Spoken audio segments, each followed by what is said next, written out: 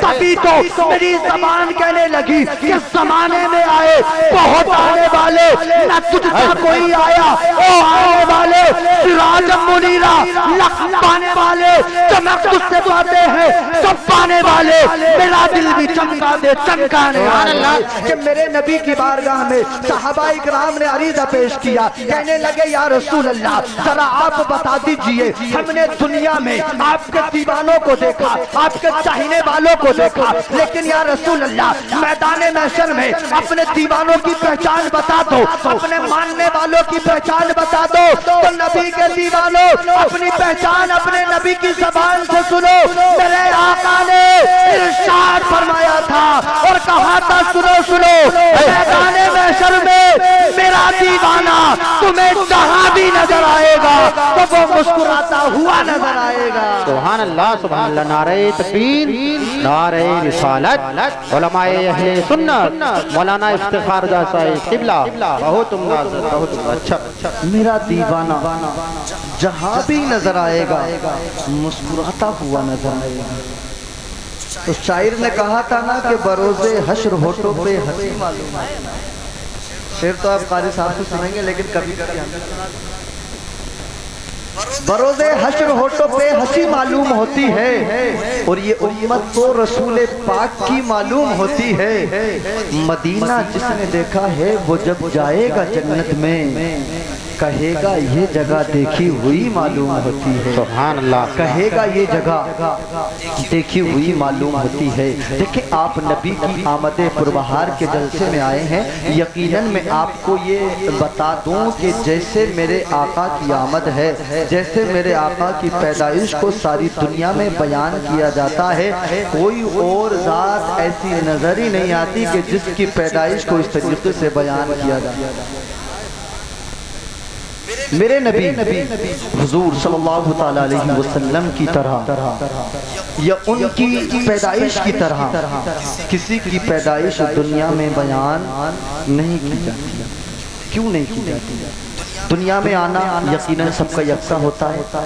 دنیا میں جب انسان آتا ہے ناپاکی میں لطفت آتا ہے، دنیا میں انسان آتا ہے ماں کو بڑی اذیت بڑی تکلیف بتاتے ہوئے آتا ہے، دنیا میں جب انسان آتا ہے روتے ہوئے آتا ہے، لیکن قسم خدا کی ایک ذات ایسی بھی پائی جاتی ہے، ایک ذات ایسی بھی پائی جاتی ہے کہ دنیا میں آنے کا نظام کوئی روتے ہوئے آتا ہے، ناپاکی میں لطفت آتا ہے، ماں کو پریشانی میں ڈال کے آتا ہے۔ کبھی کبھی تو ایسی پریشانی ماں زندگی اور موت کے مرحلے کو بڑی مشکل سے پار کرتی ہے۔ میری زبان حیا خاموش ہے، میں اس سے آگے بیان نہیں کر سکتا۔ یہاں پیدائش کے وقت جو تکلیف ہوتی ہے مجھ سے اور آپ سے بہتر میری ماں اور میری بہنیں جانتی ہیں اس بات کو، لیکن آپ سے میں زبان حیا میں بات کرنے لگا ہوں۔ سنے دنیا میں کسی کی پیدائش کو بیان نہیں کیا جاتا، وجہ کیا ہے کہ اگر کسی کی پیدائش کو بیان کیا جائے گا تو کوئی کہنے والا کہے گا کہ دیکھو دیکھو جب یہ آیا تھا تو ناپاکی میں لطفت آیا تھا، کوئی کہنے والا کہے گا دیکھو دیکھو جب یہ آیا تھا تو ماں کو اذیتیں دے کر کے آیا تھا، کوئی کہنے والا کہے گا دیکھو دیکھو جب یہ آیا تھا تو زمین پہ روتا ہوا آیا تھا۔ لیکن قسم خدا کی تاریخ میں ایک ہستی ایسی بھی ملتی ہے، تاریخ میں ایک ذات ایسی بھی ملتی ہے جس ذات کو آمنہ کا لال کہا جاتا ہے، جس ذات کو غریبوں کا غمگسار کہا جاتا ہے، جس ذات کو تمام نبیوں کا سردار کہا جاتا ہے، اسی ذات کو جس ذات کی محفل کو آج میں نے اور آپ نے اپنی بستی میں یعنی اپنی بستی میں آپ نے سجا رکھا ہے۔ حضرات محترم یہ وہ ذات ہے، جب یہ ذات آئی تھی نا تو حضرت آمنہ ارشاد فرماتی ہیں کہ میرا بیٹا اور بیٹوں کی طرح ناپاکی کی طرح نہیں آیا تھا، بلکہ جب میرا بیٹا آیا تھا تو میرا گھر خوشبو سے مہکنے لگا تھا، جب میرا بیٹا آیا تھا تو میرے بیٹے کے چہرے کے نور کا یہ عالم تھا کہ میں نے اپنے مکان میں بیٹھ کر ملک شام کے محلوں کو اپنی آنکھوں سے دیکھ لیا تھا۔ جب میرا بیٹا زمین پہ آیا تھا تو جیسے اور ماؤں کو وزن بوجھ محسوس ہوتا ہے، تکلیف ہوتی ہے پیدائش کے وقت میں، ایسی تکلیف مجھے کوئی پیدائش کے وقت میں نہ ہوئی۔ حضرات محترم میں نے تصور کی دنیا میں اپنے آقا کی بارگاہ میں عریضہ پیش کیا، میں کہنے لگا سرکار دنیا میں آنے کا طریقہ تو ایک ہے، کوئی آتا ہے تو روتا ہوا آتا ہے، کوئی آتا ہے تو پریشانی میں ڈال کے آتا ہے، کوئی آتا ہے تو تکلیف میں ڈال کے آتا ہے، لیکن یا رسول اللہ آپ کا آنا الگ ہے، آپ کا جلوہ الگ ہے، آپ کا نور الگ ہے۔ تو میرے نبی نے تصور کی دنیا میں جواب دیا، اے دنیا والوں سنو سنو، ہم کسی کو پریشان کرنے نہیں بلکہ ہم تو پریشانیوں سے نکالنے کے لیے آئے ہیں، ہم کسی کو الجھن میں ڈالنے نہیں، ہم تو ان کی الجھنیں ختم کرنے آئے ہیں، ہم کسی کو ناپاکی دکھانے نہیں بلکہ ہم تو ناپاکی کے دلدل سے نکالنے آئے ہیں۔ تبھی تو میری زبان کہنے لگی کہ زمانے میں آئے بہت آنے والے، نہ تجھ سا کوئی آیا، او آنے والے سراج منیرہ، لکھ پانے والے چمک تجھ سے پاتے ہیں، سب پانے والے میرا دل بھی چمکا دے چمکانے سبحان والے۔ اللہ سبحان اللہ، نعرہ تکبیر، نعرہ رسالت، نعرہ حیدری، نعرہ غوثیت، سرکار کی آمد، آقا کی آمد، داتا کی آمد، مکی کی آمد، مدنی کی آمد، سونے کی آمد، جشن عید میلاد النبی مولانا افتخار رضا صاحب قبلہ، نعرہ تکبیر، نعرہ رسالت، سبحان اللہ سبحان اللہ، زندہ باد زندہ باد۔ بولیں جیسا میرا نبی ہے ویسا نہیں کوئی، ان کا آنا بھی لاجواب ہے، ان کا جانا بھی لاجواب ہے۔ وہ آئیں تو وہ آنا ان کا میلاد ہو جائے، وہ جائیں تو ان کا جانا معراج ہو جائے۔ ان کا آنا بھی بے مثال ہے، ان کا جانا بھی بے مثال ہے، اور تبھی تو ہم دنیا میں اپنی جان سے زیادہ، اپنی اولاد سے زیادہ، اپنے ماں باپ سے زیادہ، اپنے مال سے زیادہ، اپنے گھر، اپنی زمین و جائیداد سے زیادہ اگر کسی سے پیار کرتے ہیں تو وہ اپنے نبی سے پیار کرتے ہیں، اپنے نبی سے پیار کرتے ہیں۔ اور کیوں نہ کریں پیار، یار پیار کیوں نہ کریں نبی سے؟ دیکھیں دنیا کا یہ دستور رہا ہے، اور یہ میرا اور آپ کا طریقہ نہیں ہے بلکہ یہ صحابہ کرام کا بھی طریقہ اور ان کا بھی ماننا یہی ہے کہ ہمیں جو بھی ملا وہ نبی کے صدقے سے ملا۔ یہ خالی سنیوں کا عقیدہ نہیں ہے، لوگ سمجھتے ہیں کہ سنیوں کا بریلویوں کا عقیدہ ہے، بلکہ یہ تمام صحابہ کرام کا عقیدہ ہے۔ صحابہ کرام اپنے نسب پر فخر نہیں کرتے تھے، صحابہ کرام اپنی مالداری، اپنا پیسہ، اپنے حسن پہ ناز نہیں کرتے تھے، اگر انہیں ناز ہوتا تھا تو اپنے نبی کے غلام ہونے پہ ہوتا ہے، اپنے نبی کے غلام ہونے پہ، اور وہ اس بات پر بڑا ناز کرتے تھے، اور وہ علی الاعلان کہا کرتے تھے کہ ہمیں جو بھی ملا ہے وہ نبی کے صدقے سے ملا۔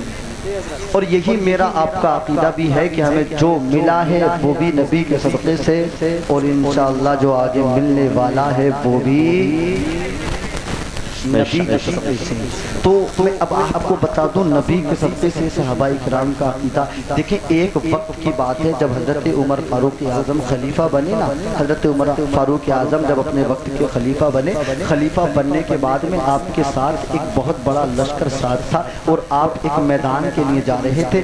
آپ کو ایک وادی میں جب آپ پہنچے نا، پہاڑیوں کے تاون میں ایک وادی میں جب آپ پہنچے، اچانک آپ کی آنکھوں سے وہاں آنسو نکل آئے، اچانک آپ وہاں اپنی آنکھوں سے اشک بہانے لگے، آپ کے ارد گرد آپ کے دیوانوں کا جو ہے نا جنب غفیر لگ گیا، سرکار کی بارگاہ میں عرض کرنے لگے، کہنے لگے وقت کا خلیفہ اگر اس طریقے سے اشک بہائے گا تو یقیناً پریشانی ہو جائے گی، ہم تو آپ کے چہرے کو دیکھ کر ہمتیں آتی ہیں ہمارے دلوں کے اندر، لیکن اگر آپ اشک بہائیں گے تو کوئی نہ کوئی تو وجہ ہے اس کی، کچھ نہ کچھ تو بات ہے اس کی، بتائیے گا بات کیا ہے؟ تو عمر فاروق اعظم کا جواب سننا، اور دھنیاولی والوں، آپ دھنیاولی نام ہے نا اپنی بستی کہاں، دھنیاولی والوں آپ سوچنا کہ ہمارا بھی صحابہ اکرام کے عقیدے سے ملتا جھلتا عقیدہ ہے۔ حضرت عمر فاروق اعظم نے جواب دیا، کہنے لگے سنو، اس وادی میں اشک بہانا، اس وادی میں آنسو نکلنا، یہ کوئی میرا آج کا یا ابھی کا واقعہ نہیں ہے، کہا پھر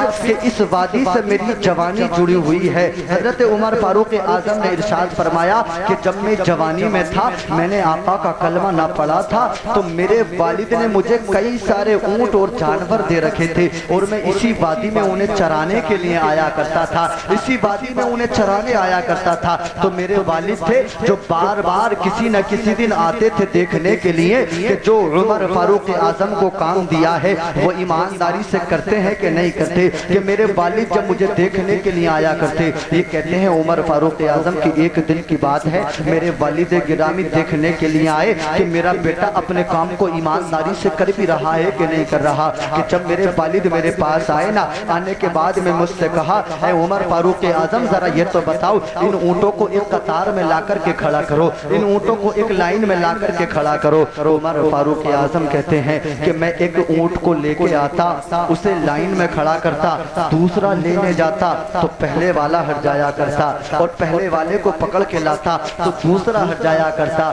یعنی عمر فاروق اعظم خود اپنی زبان سے بیان کر رہے تھے کہ میں دو اونٹوں کو بھی ایک قطار میں کھڑا نہیں کر سکتا تھا، یعنی میں ایک کو لاتا تھا تو دوسرا چلا جاتا، دوسرے کو لاتا تو پہلا چلا جاتا۔ یہ جانور کی فطرت ہے، وہ کہاں کسی انسان کے کھڑے ہونے سے کھڑا ہوتا ہے۔ حضرات محترم عمر فاروق اعظم کہہ رہے ہیں کہ ارے رونا تو اسی بات کا آ رہا ہے، اشک تو اسی بات کے بہ رہے ہیں کہ جب میں نے اپنے آقا کا کلمہ نہ پڑھا تھا، توجہ چاہوں گا میں آپ سب کی، کہتے ہیں کہ جب میں نے آقا کا کلمہ نہ پڑھا تھا تو عمر کی جوانی کا یہ حال تھا کہ عمر یہاں پر دو اونٹوں کو بھی ایک قطار میں کھڑا نہیں کر سکتا تھا، لیکن آج میں نے جب اپنے آقا کا کلمہ پڑھ لیا ہے اور جب آج یہ عمر مصطفیٰ کا غلام، مصطفیٰ کا خادم بن گیا ہے تو اللہ تبارک و تعالیٰ نے اس عمر کو اتنی طاقت دے دی ہے کہ آج دو اونٹوں کو نہیں بلکہ آج میں نے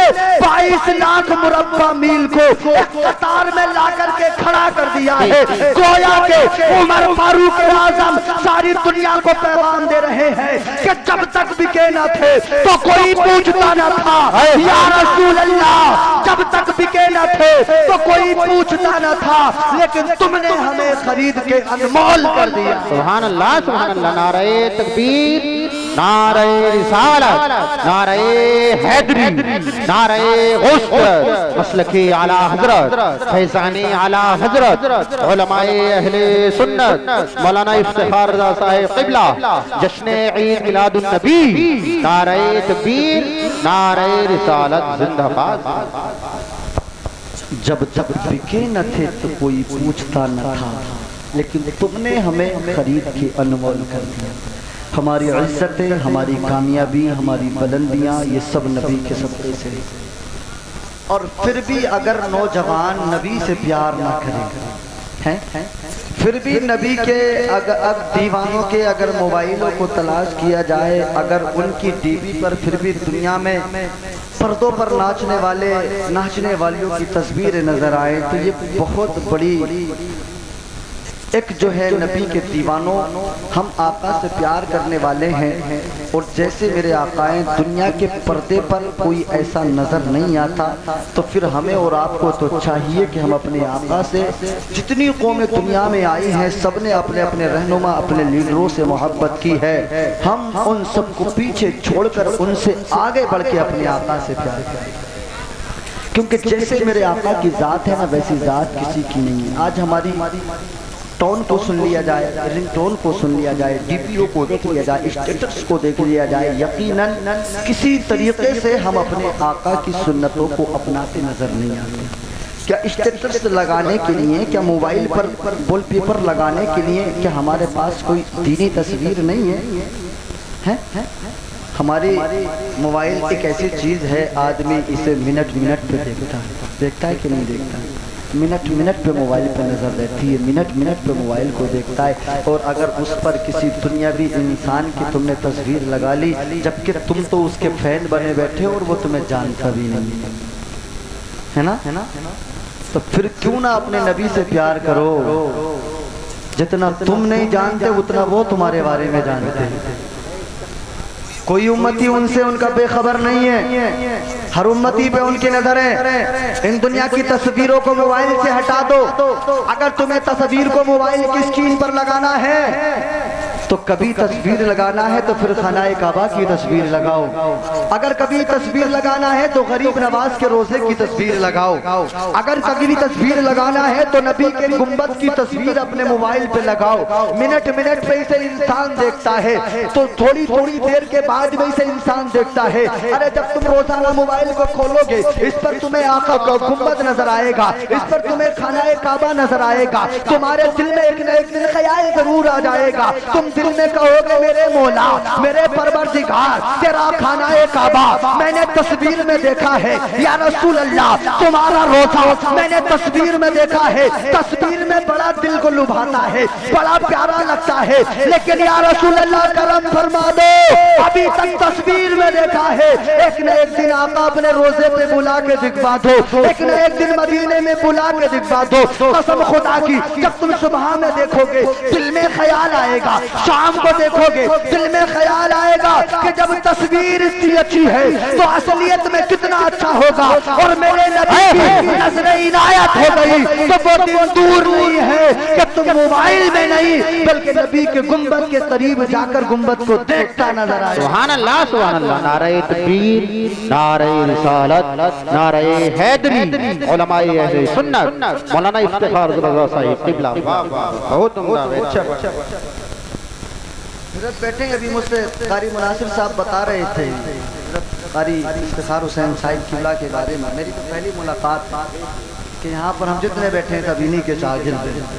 تو ہے نا ایسے لوگوں سے محبت کی جائے جو دین کا کام کرتے ہیں نا, جو دین کا کام کرتے ہیں. یقیناً یہ پڑھنا پڑھانا سب کے بس کی نہیں ہے. پڑھانے کا جو کام ہے نا مدرسے میں بہت بڑی ڈیوٹی ہے. 8-10 ہزار روپے میں ایک رات کے لیے نہیں مل جائے. آدمی تم تلاش کر تمہیں پتہ چل جائے گی کتنے پیسے مانگ رہے ہیں رات. اور ہم اپنے اماموں کو اپنے مدرس کو 8-10 ہزار روپے دے کے سوچتے ہیں کہ ان کا خرچ ہی کیا ہے, کر لیں گے گزارا, یہ بھی خرچ ہی کیا ہے. دیکھیں علماء اکرام کی آپ قدر کیا کریں. الحمدللہ آپ کی بستی بہت اعلیٰ لاجواب ہے. آپ اپنے قاری نظام الدین صاحب قبلہ پچھلے کافی وقت سے یہ یہاں پر امامت کے فرائض کو انجام دے رہے ہیں. یقیناً مجھے لگتا ہے 8-10 سال پچھلے ہیں, ہاں اتنے دنوں سے یہ آپ کی بستی میں ہے. یقیناً کچھ نہ کچھ آپ کی بھی اچھائیاں ہیں, کچھ نہ کچھ حضرت کی بھی اچھائیاں ہیں جو اتنے دن آپ نے اپنی بستی میں رکھا ہے. اور میں دعا کرتا ہوں پروردگار ان محبتوں کو پروردگار سلامت رکھے. تو میں بات کر رہا تھا کہ نبی سے محبت, بولے سبحان اللہ, کہ جیسے میرے نبی کی ذات ہے کسی کی ایسی ذات ہے ہی نہیں, تو پھر اپنے نبی سے پیار کیوں نہ کیا جائے. اب دیکھیں میں دنیا کے وصول, دنیا کے ضابطے, دنیا کے طریقے بتاتا ہوں. اگر کوئی دنیا میں انسان کسی سے پیار کرنے کی کوشش کرتا ہے نا تو چند باتوں کا خیال رکھتا ہے, چند باتیں دیکھتا ہے کہ ہم جس سے پیار ہو اس میں سب سے پہلے نمبر پر آتا ہے کہ خوبصورتی. ہم جس سے پیار کریں وہ خوبصورت ہو, ہم جس سے پیار کریں وہ بیوٹیفل ہو, ہم جس سے پیار کریں وہ دیکھنے میں اچھا نظر آتا ہو, ہم جس سے پیار کریں وہ اچھا نظر آتا ہو. اسی طریقے سے انسان خاندان کو دیکھ کر بھی پیار کرتا ہے کہ ہم جس سے پیار کریں اس کا خاندان بھی اعلیٰ نظر ہونا چاہیے, ہم جس سے پیار کریں اس کا خاندان سارے خاندانوں میں اعلیٰ نظر آنا چاہیے. اب میں آپ سے سوال کرتا ہوں کہ دنیا میں جتنے خوبصورت آئے ہیں نا ان سب کی فہرست بنا لو. جتنے دنیا میں حسین آئے ہیں نا ان سارے حسینوں کی کائنات کو تلاش کر لو اور ان سے پوچھو اور دنیا والوں سے سوال کرو, اے دنیا والوں ذرا یہ تو بتاؤ تم میں سب سے بڑا حسین کون ہے, تم میں سب سے زیادہ خوبصورت کون ہے. تو جنہیں تم دنیا میں خوبصورت سمجھ رہے ہو قسم خدا کی وہ کیسے نظر آئیں گے. ارے ہمارا حسن کچھ نہیں ہے, ہماری خوبصورتی کچھ نہیں ہے, ہمیں جو یہ حسن ملا ہے یہ نبی کے طلبوں کی بدولت ملا ہے. آسمان کے چاند سے پوچھو گے اے آسمان کے چاند تو بتا اتنا چمکتا کیوں ہے, تو وہ کہے گا مجھے حسن نبی کے طلبے سے ملا ہے. اگر آسمان کے سورج سے پوچھو کہ تیرے اندر اتنا چمکنا کہاں سے, تب وہ کہے گا مجھے یہ حسن نبی کے صدقے سے ملا ہے. اگر گلاب سے پوچھو اے گلاب ذرا تو بتا ہوا چلتی ہے تو ہوا کو بھی معطر کر دیتا ہے، تو ہوا کو بھی مہکا دیتا ہے۔ اے گلاب تو بتا، تو وہ کہے گا یہ مجھے خوبصورتی، یہ مجھے خوشبو اگر ملی ہے تو نبی کے صدقے سے ملی ہے، نبی کے صدقے سے ملی ہے۔ تبھی تو میرے امام نے اعلیٰ حضرت نے کہا تھا کہ چمک تجھ سے پاتے ہیں سب پانے والے، میرا دل بھی چمکانے والے۔ دنیا کائنات میں تلاش کرو، اگر حسینوں کی کائنات کو تلاش کرو گے تو سر فہرست گر کسی کا نام آئے گا تو آمنہ کے لال کا نام۔ اگر خوبصورتی کی بنیاد پر بھی پیار کرنا ہے تو اول نام پر میرے نبی کا نام ہے۔ نبی سے پیار کریں، آمنہ کے لال سے پیار کریں۔ آگے خاندان کو دیکھ کر پیار کیا جاتا ہے۔ خاندان اعلیٰ ہو تو رشتہ جوڑا جاتا ہے، خاندان اعلیٰ ہے تو اپنا رشتہ دار اسے منتخب کیا جاتا ہے، بنایا جاتا ہے۔ لیکن یاد رکھنا دنیا کا کوئی خاندان ایسا نہیں ہے کہ اگر ہم اپنی برادری کے لیے، اگر اپنی برادری کے نام پر ہم اپنے اوپر ناز کریں، گھمنڈ کریں، فخر کریں، نہیں کر سکتے، کیونکہ تم جو بھی ہو تمہاری برادریاں زمین پہ آنے کے بعد بنی ہے۔ کوئی اپنے خاندان کی بنیاد پر ناز تکبر نہیں کر سکتا۔ صرف ایک فاطمہ الزہرا کا خاندان ایسا ہے، صرف ایک میرے نبی کا خاندان ایسا ہے جو خاندان کی بنیاد پر وہ ناز کیا کرتے ہیں۔ کیوں ناز کرتے ہیں؟ اس لیے ناز کرتے ہیں کہ انہیں گھرانہ نبی کا گھرانہ ملا ہے، انہیں سیدہ فاطمہ کی طہارت ملی ہے، انہیں مولا علی شیر خدا کی شجاعت ملی ہے، اس لیے وہ اپنے خاندان پہ ناز کرتے ہیں۔ دنیا کے جتنے خاندان ہیں سارے خاندانوں کو تلاش کر لیا جائے، اور جیسے میرے نبی کا خاندان ہے دنیا میں کوئی اور ایسا خاندان نظر نہیں آ سکتا۔ سبحان اللہ، سبحان اللہ، ماشاءاللہ، بہت خوب۔ اور علم کی بنیاد پر بھی نبی سے پیار کیا جاتا ہے، علم کی بنیاد پر بھی دنیا میں پیار کیا جاتا ہے۔ کوئی اچھا پڑھا لکھا ہوتا ہے، آپ ان علماء کرام سے کیوں پیار کرتے ہیں؟ علم کی بنیاد پر نہ کہ ان کے پاس علم ہے، ان کے سینے میں قرآن ہے، یہ احادیث مصطفیٰ کو یاد کرتے ہیں، سناتے ہیں، یعنی دین کا کام کرتے ہیں۔ جب آپ ان سے علم کی بنیاد پر محبت کریں تو ایک علم بھی ایسی چیز ہے جس کی بنیاد پر انسان سے پیار ہو جاتا ہے۔ اب میں دنیا کے تمام علماء، تمام عالم، تمام سائنسداں، تمام دنیا کے ڈاکٹر، تمام دنیا کے انجینئر، تمام دنیا میں جتنے لو پڑھنے والے وکیل ہیں، اگر سب کی تاریخ اٹھا کر کے دیکھ لی جائے نا تو قسم خدا کی سارا علم ایک طرف